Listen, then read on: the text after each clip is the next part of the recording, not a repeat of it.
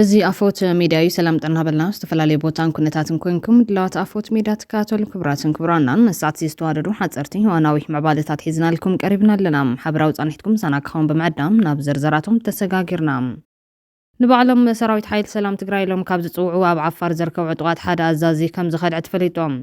እዚ ምኽዳዕ እቲ ኣዛዚ ሰራዊት ብመሪሕነት እቲ ዕጡቕ ጀነራል ገብረዝጋብሄር በየነ እውን ዝተኣመነሉ ኮይኑ ነዚ ዝምልከት መግለፂ እውን ተዋሂብሎም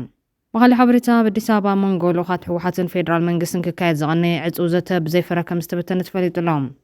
ኣብ ኤርትራ ዞባ ዓንሰባ ዘጋጠመ በርቂ ኣብ ሰብን ንብረትን ጉድኣት ምውራዱን ሓደ ሰብ ከም ዝቐተለን ፀብጻባት ኣመላኺቶም ንሰራዊት ትግራይ ዘሐጉስ ዜና እውን ተሰሚዑ ኣሎ ነዚኣቶም ካልኦት ተገደስቲ ምዕባለታትን ክንደስስ ኢና ብሳፎት ጽንሖም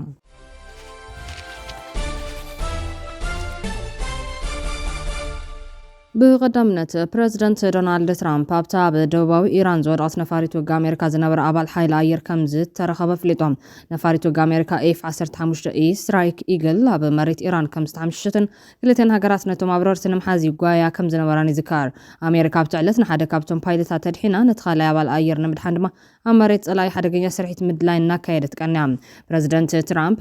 ነዚ ኣመልኪቱ ኣብ ትዊተር ኣብ ዘርግሖ ጽሑፍ ረኺብና ኢልና ክብል ፍሊጦም እቲ ጠፍዩ ዝቐነየ ኣብራር ነፈርቲ ውግ ዋላ እኳ እንተቆሰለ ኣብ ጽቡቕ ኩነታት ከም ዘሎ ገሊጾም ኣብ ዝሓለፉ ሓያሎ ሰዓታት ሰራዊት ኣሜሪካ ብታሪኽ ኣሜሪካ ዝያዳ ተባዕ ስርሒት ምድላይን ምድሓንን ኣካይዱ ኢሉ ትራምፕ እቲ ኣብ ሓደገኛ ኣኽራናት ኢራን ናብ መስመር ጸላኢ ብጸላን እናታደነ ዝነበረ ዝበሉ ኣባል ሓይሊ ኣየር ኣዝዩ ክቡር ኮሎኔል ክብል ገሊጹ ኣሎ ሓይልታት ኣሜሪካ 24 ሰዓታት ይከታተልዎ ከም ዝነበሩ ተዛሪቦም ትራምፕ ካብ ምምሕዳሩ ወግዓዊ መረጋገፂ ብዛዕባ ዘይተዋህቦ ተቐዳማይ ፓይሎት ድማ ጠቒሱሎ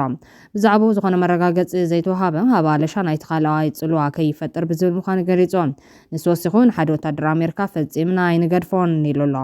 ብመሰረት ትራምፕ እቲ ኣብ መሬት ኢራን ዝተኻየደ ናይ ምድሓን ስርሒት ሓደ ኣሜሪካዊ ከይሞተ ወይ ከይተጎደ ከም ዝተኻየደ እዩ ሓቢሩ ዘሎ ነቲ ኣብ መስመር ጸላኢ ዝነበረ ኣሜሪካዊ ወታደር ንምድሓን ብዙሓት ነፈርቲ ከም ዝተዋፈራ እውን ገሊጾም እቲ ብኣሜሪካ ዝደሓነ ፓይለት ብመንግስቲ ኢራን እውን የለሽ ከም ዝነበረ ይዝካር ሰራዊት ኢራን ነቲ ኣሜሪካ ወታደር ንዝረኸበ ሰብ ልዕሊ $6,000 ሽልማት ከም ዝወሃቦ ፍሊጡ ነይሩ ኣብ ማሕበራዊ መራኸቢታት ዝተዘርግሑ ቪድዮታት ብኣማይት ዝቑጸሩ ኢራናውያን ናብቲ ኣብ ደቡባዊ ምዕራብ ኢራን ዝርከቡ ኣኽራናት ክተሙ የርእዮም ፕሬዚደንት ኣሜሪካ ዶናልድ ትራምፕ ኢራን ናብ ስምምዕ እንተዘይበጽሓ ሲኦል ከውርደላ ምዃኑ ጠንቂቖም እዚ ድማ ነቲ ን10 መዓልታት ዝሰናብሓ ገደብ ግዜ ስምምዕ ስለ ዘብቅዕ እዮም ላዕለዋይ ወታደራዊ ኣዛዚ ኢራን ጀነራል ዓሊ ዓብደላ ዓሊ ኣባዲ ንዘረባ ትራምፕ ኣብ ዝሃቦ ምላሽ ኣፍ ደገታት ሲኦል ክንከፍተልኩም ኢና ክብል ተሓንዮም ኣሜሪካን ኢራንን ዝጠፍአ ኣባል ሓይሊ ኣየር ኣሜሪካ ኣብ ዝሃድናሉ እዋን እየን ነንሕድሕደን ዝሕንያ ዘሎ ፕሬዚደንት ትራምፕ ሕዚ እቲ ፓይለት ከም ዝተረኸበ ፍሊጡሎም ፕሬዚደንት ትራምፕ ኣቐዲሙ እቲ ናይ 10 መዓልታት ገደብ ግዜ ብዘይ ዝኾነ ስምምዕ ሰላም ተብቂዑ ማእኸላት በምንጨው ጻሕቲ ኢራን ከጥቅዕ ክጅምር ምዃኑ ፈራሪሑ ነይሩ ኢራን ኣብ ውሽጢ 48 ሰዓታት ኣብ ስምምዕ ክትበጽሕ እንተዘይኪኢላ ወይ ድማ መጻብ ሆርሙዝ እንተዘይኸፊታ ሲኦል ኣብ ልዕሊኦም ክትወርድ ኢሉ ነይሮም ነቲ ናይ ትራምፕ ገደብ ግዜ ዝነጸገት ኢራን ነቲ ምፍርራሕ ኣናኢሳቶላ ኣዛዚ ማእኸላይ ኢራን ጀነራል ዓሊ ኣባዲ ምፍርራሕ ትራምፕ ናይ ረዳኢ ዝሰኣነሰብ ተግባር ስምባደን ዕሽነትን ክብል አንቋሽሽዎሎም ወሃብ ቃል ማእኸላይ ካታሚ አልአንቢያ ኢብራሂም ዞልፋጋሪ ትመጥቃዕትን ተቐጽሉ እስላማዊት ሪፐብሊክ ኢራን ነቲ ዞባ በሙሉ ናብ ሲኦል ክትቅይሮ እያ ኣባት ትሕልሉ ዓዘቕቲ ክኸውን ክብል ተሓንዮም ኣሜሪካን እስራኤልን ወታደራዊ ጸዓትን ካልኦት ኢንዱስትሪያዊ ቦታታትን ኢራን ዒላማ ምግባር ቀጽለን ኣሎ ኩዌት ብወገና ክልተ መመንጨዊ ሓይሊ ኤሌክትሪክን መጽረዪ ማይ መጥቃዕቲ ሰብ ኣልቦ ነፈርቲ ኢራን ከም ዝታሰዩ ኣፍሊጣ እያ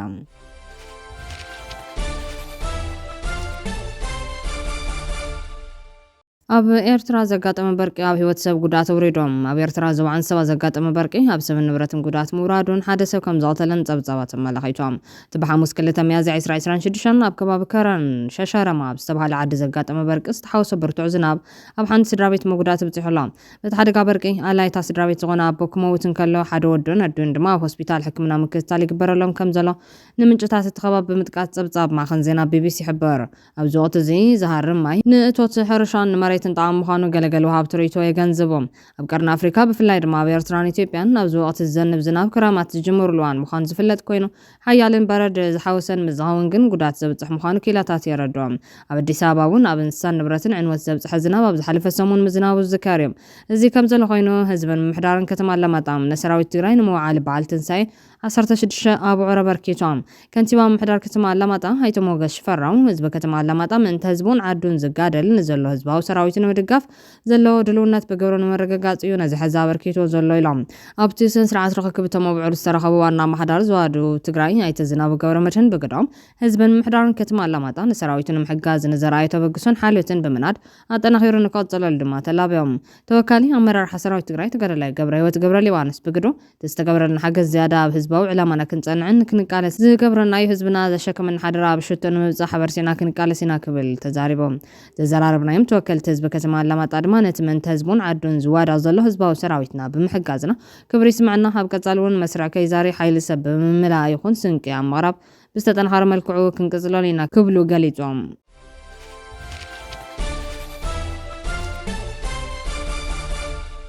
ኣብ ኣዲስ ኣበባ መንጎሎ ካትሕወሓትን ፌደራል መንግስትን ክካየድ ዝቐነየ ዕፁብ ዘተ ብዘይፍረ ከም ዝተበተነ ተፈሊጦም ካብ መራሕቲ ሃይማኖት ሲቪል ማሕበራትን ማሕበረሰብ ንግድን ኣብ መንግስቲ ፌደራል ሽምግልና ተላኢኹ ዝነበረ ናይ ትግራይ ኮሚቴ ብዘይፍረ ተመሊሱሎም ብጊዜያዊ ምሕዳርን ሕወሓትን ደፊት እዩ ዝለኣኽ ተባሂሉ ዝንገረሉ ኮሚቴ ሽምግልና ትግራይ ባዕርሰ ተወግሰ የመጽ ኢሉ ናብ ፌደራል ክሽምግል ዝኸደ ኮሚቴ ብዘይፍረ እዩ ተመሊሶም ኣፎት ካብቶም ኣባላት ረኺቡ ከም ዘረጋገጸ ብጊዜያዊ ምሕዳር ቅድሚ ኢሉ ዝተመስረተ ኮሚቴ ናይ ዓፋር ዕርቂ ምስ ፈሸሎ ዝተፈላለየ ውዳበታትን ክፋላት ሕብረተሰብን ብምክታት ናብ ኣዲስ ኣበባ ከም ዘምርሕን ተጽዕኖ ይፈጥሩ እዮም ዝተባሃሉ ውልቀ ሰባትን ላዕለዎት ሓለፍትን ከም ዝረኸበ ገሊጾም ከም ሓበሬታቶም ምንጭታት ምስ ጸለውቲ ሰባት ብሄረ ኦሮምያ ኣምሓራን ምስ ኣመራርሓ ኣካላት ፌደራል ተራኺቡ ብዛዕባ ይምዕብል ዘሎ እዋናዊ ጉዳይን ውዕል ፕሪቶርያን ከም ዝተላዘበ ሓቢሮም መንግስቲ ፌደራል ተመዛበልቲ ክምልስን ሰላም ክፈጥርን ድልው ኢሎም ዝገልጹ እቶም ወገናት ቀንዲ ዕንቅፋት ውዕል ፕሪቶርያ ኮይኑ ዘሎ ሕወሓት እዩ ስለዚ ፈለማ ናይ ውሽጥኩም ፀገም ፍትሑ ኢሎም ከም ዝሓበሩ ገሊጾም ከም ቀንዲ ዕንቅፋት እዮም ኢሎም ዘቕረብዎም ድማ ሕወሓት ብቁሉዕ ምስ ሻዕብያን ካልኦትን ይራኸብ እዩ ዝሓብኡ ዕጥቂ ውፅኡ ንኹናት ይዳሎ ኣሎ ተመዛበልቲ ክምለሱ እውን ድሌት የብሉን ብቁሉዕ ምስ ሻዕብያ ርክብ የብለይን ኢሉ ተመዛበልቲ ክምለሱ ፈቃደኛ እንተኮይኑ መንግስቲ ፌደራል ቁርብ ክብል ተወኪሶም እቲ ኮሚቴ መንግስቲ ፌደራል ይገብሮ ዘሎ በደልን ዳግመ ክባን ዕፅዋን ጉጉ ምዃኑ ብዝርዝር ነቶም ሰብ ዝስምዕታ ከም ዘቕረበውን ሓቢሮም እቲ ንሽምግልና ዝተላኸ ቀዳማይ ሚኒስትር ዶክተር አብይ ንምርካብ ዝገበረ ጻዕሪ ከም ዘይተሳኽዐውን ገሊጾም ኣለዉ እቲ ኮሚቴ ትማሊ ናይ ጉዕዞ ገምጋም እውን ከም ዘሳለጠ ተገሊጾም ኣብ ዝቐረበ እዋን ካብ ዝተፈላለዩ ውድባት ሓደ ተልእኾ ዝሓዙ ሽማግለታት ኣብ መንጎ ፌደራል መንግስትን ሕወሓትን ድልድል ኮይኖም ከዘራርቡ ስራሕ ከም ጀመሩ እዩ ዝሕበር እዚ ንጥፈት እዚ ነቲ ኣብ መንጎ ክልቲኦም ወገናት ዘሎ ርክብ ናብ ሓዱሽ ምዕራፍ ከሰጋግሮ ዝኽእል እኳ እንተመሰለ ብመንጸር ቅድሚ ሕዚ ዝነበረ ተመክሮታትን ኣብ ባይታ ዘሎ ህልው ኩነታትን ብዙሕ ሕቶታት ኣልዒሉ እዮም ሕቶ ሽምግልና ሕወሓት ልባዊ ድሌት ሰላም ድዩ ወይስ ስትራቴጂካዊ ናይ ግዜ ምዕዳግ ስልቲ ዛጊድ ንጹር እኳ እንተዘይኮነ እቲ ውድብ ዘርዮ ተጋራጫዊ ተግባራት ግን ጥርጣረታት የልዕል ምህላው ተገሊጾም ብወገን መንግስቲ ፌደራል እውን ሕወሓት መሊኻ ንምድቃቕ ዝተወጠነ ውጥን ከም ዘሎ ብምሕባር ዝግበር ዘሎ ጻዕሪ ሽምግልና ናይ ምዕዋት ዕድሉ ዝተሓተ ከም ዝኾነ ተዓዘብቲ ይገልጾም በቲ ሓደ ሸነኽ ልዝብ ሰላም ንምሽምጋል ይላእ ከሎ በቲ ካልእ ሸነኽ ግን ምስቲ ሃገር ንምጥፋእ ዝሰርሑ ሓይልታት ምሕዝነት ብምፍጣር መዓልታዊ ሓደሽቲ ዕጡቓት ምምልማል ይቐጽል ምህላው ቀዕና ናይቲ መስርሕ ኣብ ሕቶ ዘእትዩ ክብሎ ንሕወሓት ዝኸሱ እዞም ተዓዘብቲ ብወገን ፌደራል እውን ንሕወሓት እናምሰልካ ህዝቢ ብስነት መሰረታዊ ኣገልግሎታት ክደቃቕን ክዳኸምን ዝገብር ስጉምቲ ምቕጻሉ እዚ ዓይነት ክልታዊ ኣካይዳ ኣንጻርታ ኣብ ዙርያ ማዕዲ ዝግበር ስምዕ ንመስርሕ ሰላም ዕንቅፋት ኮይኑ ከም ዘቕመጥ ይሕብሮም ቀንዲ ዕላማ ስምዕ ሰላም ፕሪቶርያ ኣብ ሓንቲ ሃገር ክልተ ሰራዊት ከይህልውን ዕጡቓት ሓይልታት መስርሕ ዲዲአር ክሓልፉን ነይሩ ይኹን እምበር ሕወሓት እቲ ስምዕ ካብ ዝፈረመት ሒዙ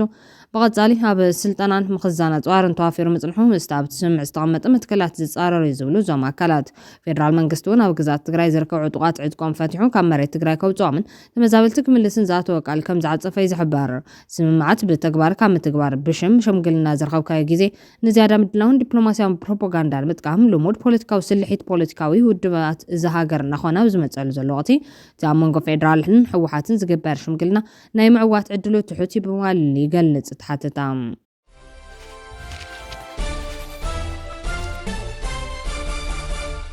ንባዕሎም ሰራዊት ሓይሊ ሰላም ትግራይ ኢሎም ካብ ዝጽውዑ ኣብ ዓፋር ዝርከቡ ዕጡቓት ሓደ ኣዛዚ ከም ዝኸዳዕ ተፈለጦም እዚ ምኽዳዕ እቲ ኣዛዚ ሰራዊት ብመሪሕነት ዕጡቕ ጀነራል ገብረእግዚኣብሔር በየነ እውን ዝተኣመነሉ ኮይኑ ነዚ ዝምልከት መግለፂ እውን ተዋሂብሎም እቲ ናብ ትግራይ ከዲዑ ከም ዝኣተወ ብወግዕ ዝተነገረሉ ኣዛዚ ቲፒኤፍ ኣብ ሓይሊ ሰላም ትግራይ ግንባር 3 ናይ ሓንቲ ክፍለ ሰራዊትን ምምሕዳር ሎጂስቲክስን ሓላፊ ዝነበረ እንትኾን ሕዚ ግን ተደጋጋሚ ብዘራዮም ናይ ጽላእ ተግባራት ምጽራይ ተገይሩሉ ካብ ኣባልነት ሰራዊትና ተኣሲሩ ከም ዝተማረረ ነፍልጥ ይብል መብረቱ ዕጡቕ ተኾነ ግን ካልኦት ሓበሬታታት ከም ዘመላኽትዎ እቲ ኣዛዚ ከዲዑ ከም ዝኣተወ እዩ ዝሕበር ብቐጥታ ናይ ጸላተ ልኡኾ ብምሓዝ ናይ ለውጢ ቃልስና ክትዓናቐፍ ሰራዊት ናይ ምፍራስ ልኡኽ ሒዙ እናተንቀሳቐሰ ድሕሪ ምጽንሑ ብተወከልቲ ኣመራርሓን ኣባላትን ተኣሃዱ ተገምጊሙ ተኣሲሩ ንኽባረር ብዝተወሰነሉ መሰረት ካብ ኣባልነት TPF ክባረር ከም ዝተገበረን ብተወሳኺ እውን ኣብ ፍሉይ ሓይሊ ኣብ TDF ኣብ ፖሊስ ትግራይ ኣብ ትምህርቲ እናሃለወ ዝጥቀመሉ ዝነበረ ይኹን ኣብ ትውልዲ ዓዱ ዝፅዋዕሉ ሽሙ ኣረጋዊ በየነ እናሃለወ ፊልሞን በየነ ኢሉ ተመዝጊቦም ቅድሚ ሕዚ ብመደበኛ ህዝባዊ ፖሊስ ተመዲቡ ይሰርሐሉ ኣብ ዝነበረ ቦታ እውን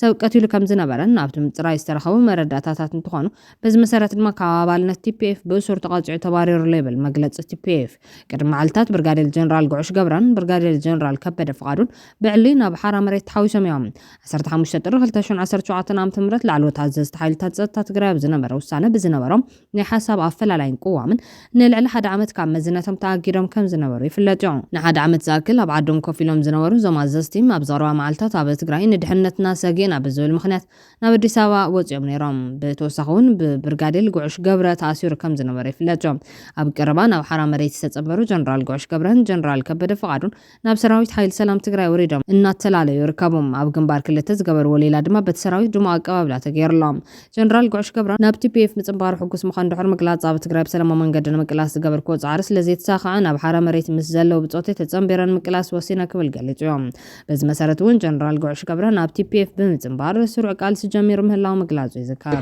ተቢዕኹም ተጋዲልኩም ብዙሓት ኣሕዋት ሰብሲብኩም ኣብዚ ብፅኹም ኣለኹ ብዘይ ውግእ ተው ዘሎ ሓይሊ ክነፍርሶ ኣለና ብጾትና ክንምንጥሎም ኣለና ታፍቶም ኣብ ዘይግባእ ቦታ መጋበርያ ኮይኖም ዘለው ብድኽነትና ምክንያት መሬት ድኾን ይረክብ ዲድኣር ድኾን ይረክብ ንእሽተይ ጥቕሚ ድኾን ይረክብ ትውግእ ድኾን ከም ግዛዕ ኢሉ ይቐርየልና እሞ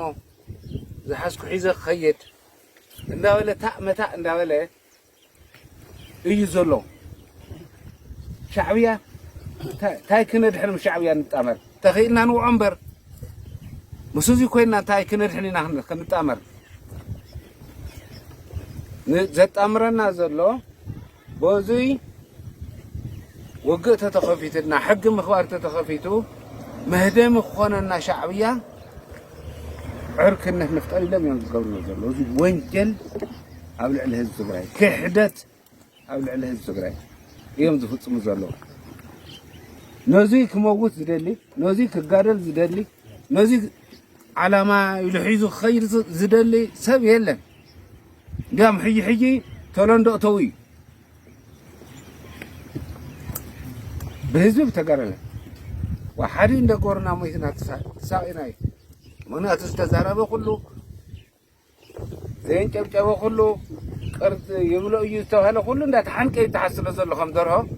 بجاهم اندو قلاقلنا حرين دفترنا إلو صلت زلو تسفاز قرص ادم خمتر وزلهم لي بتنال تاوزين لعلي زقادل علامه አለዲ ታውዚን لعلي መስዋዕት ጌርካውን ክትሕን ዝግባእ ነገር አለዲ ታውዚ ታፍትናይ ቅድም ሕይ ጽንተት ኮቢስናይ ታውን لعل ኮ ጸኒትና ኣለና ቀደም በወገ ጥራሕና ንጎድል ነርና ንስዋዕ ንቆሰል ሕይ ብተና ኢኒ ብተና ስለዚህ ዓድና ይትብተና ህዝብና ይብተና መንእሰይና ይብተና ተዋጊእና መስዋዕት ከፊልና ክንድሕኖ ይግባእ ነቲ ናይ ጭቆን ሓይሊ ክነስእኖ ክንምንጥሎ ፓወሮ ክነስእኖ ክንክእል ኣለና ብድሕሪኡ ዝሕተት ይተሓተት ኣይህብን ኢሉ ተተማጒቱ ድማ ይፅፋዕ ዝበደል እዚ ዘይሕሞ الشعبية خينا وبيني كوينة بخوعكم ينتهيني وقع لذيت يبنا نحنا زاد فيه بحقي تحتت باورقن حزب هاب سلطان حزب هاب حقوق منقستي هالو صمدو قال ملنا ولكم زي تقمنا نجر من سينا ناوكينا تيتوه أنا أي كل زوحت لكم حزبنا يتجددوه برحتوا بعد برد هاي زباس نكر اللوزي نعون دي تقاري سدا هنا نبلا هاي كم أي تقبرني هم بحيل تنا بحيل أخينا نحزبنا نهب زي أخن كبر زي أخن حصرة بعوض كن وصا كله تجارة لاي تسترى تجارة لاي تاو إيدهم كن منتل أجوخ أخن ولن حزبنا دما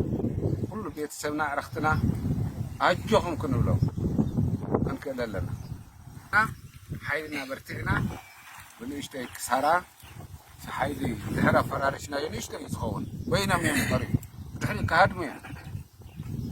زوجي كنعود نحنا هون أقول نهم متينا لنا إدني إلت تحيزنا سجمات هاليوم دم مدرك فينا هين مين ده توهلنا كبراتنا كبران بيتسب أفوت ميديا نسعد زواردنا يوم حضرتي وأناوي مع بعض تعرفنا زازمنا سلتكات ولنا نمسكن لايك شير سبسكرايب مقبار بيتسب أفوت ميديا خنو سسنين منام